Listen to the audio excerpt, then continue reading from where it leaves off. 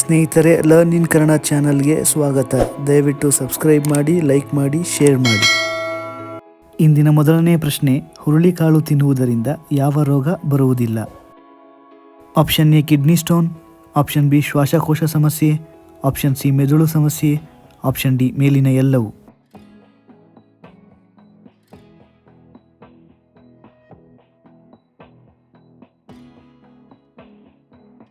ಸರಿಯಾದ ಉತ್ತರ option A kidney stone.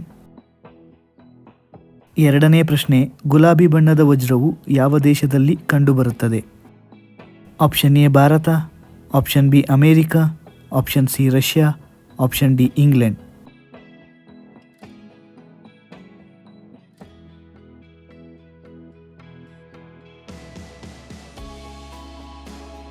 ಸರಿಯಾದ ಉತ್ತರ ಆಪ್ಷನ್ ಸಿ ರಷ್ಯಾ. ಮೂರನೇ ಪ್ರಶ್ನೆ, ಆನೆಯು ಎಷ್ಟು ಕಿಲೋಮೀಟರ್ ದೂರದಿಂದಲೇ ನೀರಿನ ಉಪಸ್ಥಿತಿಯನ್ನು ಗ್ರಹಿಸುತ್ತದೆ? Option A 5 kilometre, option B 3 kilometre, option C 4 kilometre, option D 8 kilometre.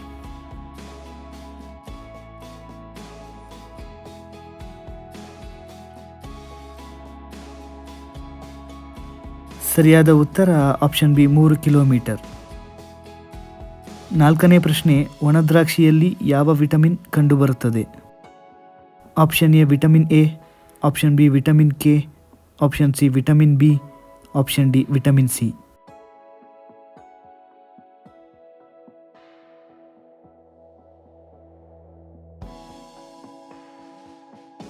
ಸರಿಯಾದ ಉತ್ತರ ಆಪ್ಷನ್ ಡಿ ವಿಟಮಿನ್ ಸಿ. ಐದನೇ ಪ್ರಶ್ನೆ, ಮಾನವನ ದೇಹದಲ್ಲಿ ಅತ್ಯಂತ ಶಕ್ತಿಯುತವಾದ ಮೂಳೆ ಯಾವುದು? ಆಪ್ಷನ್ ಎ ತಲೆಬುರುಡೆ, ಆಪ್ಷನ್ ಬಿ ತೊಡೆ ಮೂಳೆ, ಆಪ್ಷನ್ ಸಿ ಬೆನ್ನು ಮೂಳೆ, ಆಪ್ಷನ್ ಡಿ ಪೆಕ್ಕೆಲುಬು.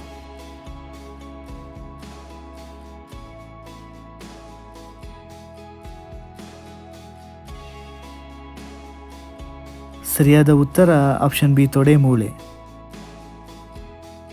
ಆರನೇ ಪ್ರಶ್ನೆ, ಪೈನಾಪಲ್ ತಿನ್ನುವುದರಿಂದ ದೇಹಕ್ಕೆ ಆಗುವ ಪ್ರಯೋಜನವೇನು? ಆಪ್ಷನ್ ಎ ಕ್ಯಾನ್ಸರ್ ವಿರೋಧಿ, ಆಪ್ಷನ್ ಬಿ ತೂಕ ನಷ್ಟ, ಆಪ್ಷನ್ ಸಿ ಮೊಡವೆ ನಿಯಂತ್ರಣ, ಆಪ್ಷನ್ ಡಿ ಮೇಲಿನ ಎಲ್ಲವೂ.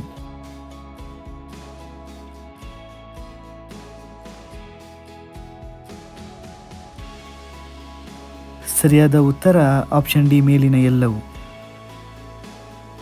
ಏಳನೇ ಪ್ರಶ್ನೆ, ಮಧುಮೇಹ ಸಮಸ್ಯೆ ಇರುವವರು ಯಾವ ಹಣ್ಣನ್ನು ತಿನ್ನಲೇಬಾರದು? Option A papaya, option B ಕಿತ್ತಳೆ ಹಣ್ಣು, ಆಪ್ಷನ್ ಸಿ ಬಾಳೆಹಣ್ಣು, ಆಪ್ಷನ್ ಡಿ ದಾಳಿಂಬೆ.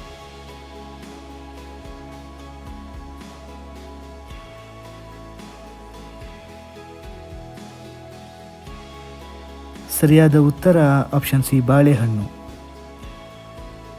ಎಂಟನೇ ಪ್ರಶ್ನೆ, ಮಾನವನನ್ನು ಏನೆಂದು ಕರೆಯುತ್ತಾರೆ?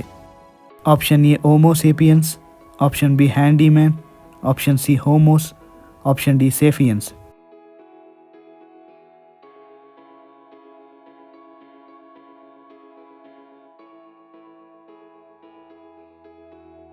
ಸರಿಯಾದ ಉತ್ತರ ಆಪ್ಷನ್ ಎ ಹೋಮೋಸೇಫಿಯನ್ಸ್.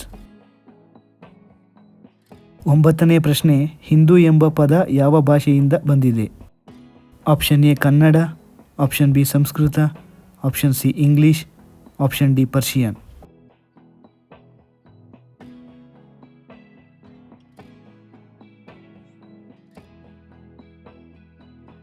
ಸರಿಯಾದ ಉತ್ತರ ಆಪ್ಷನ್ ಡಿ ಪರ್ಷಿಯನ್.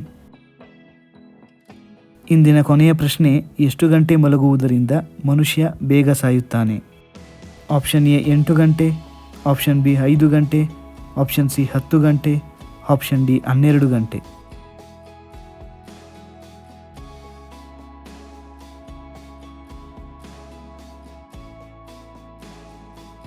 ಸರಿಯಾದ ಉತ್ತರ ಆಪ್ಷನ್ ಬಿ 5 ಗಂಟೆ.